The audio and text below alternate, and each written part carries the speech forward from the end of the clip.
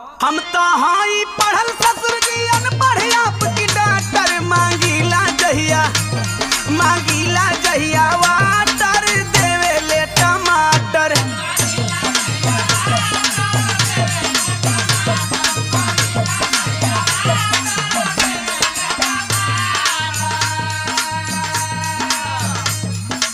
थोड़ा पढ़ के इंग्लिश बोले सीधा ना है बैंड है जो मेरा घसी